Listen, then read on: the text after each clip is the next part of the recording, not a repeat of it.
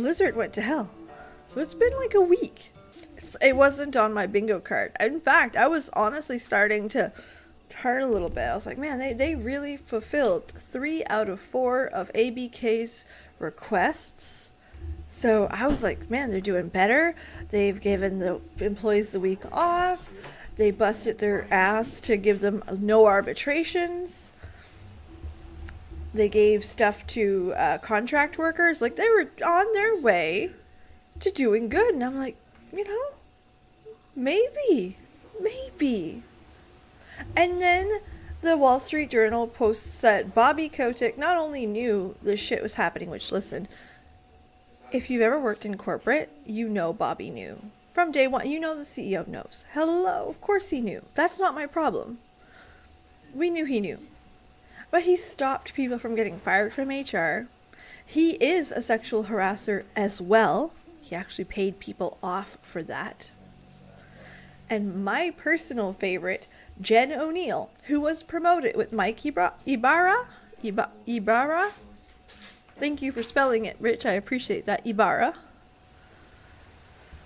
They were promoted at the same time. She's been at the company 18 years. Mike, I think 2018 or 2019 he started.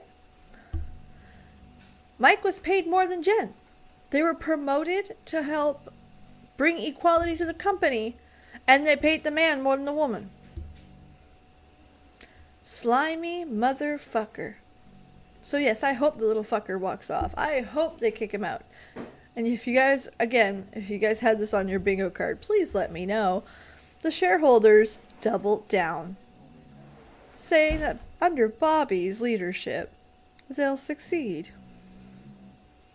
And then the apology, I didn't even watch it, to be perfectly honest, because I started it the first 30 seconds, and I'm like, this is every single company apology video I've ever seen. There's nothing new about it.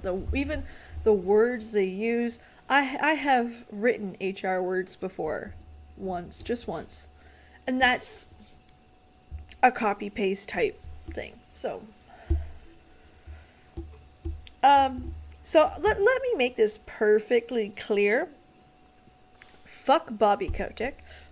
Fuck Francis Townsend. Because, torture. And to be perfectly honest, y'all need to clean out your closet, Blizz. Activision, King.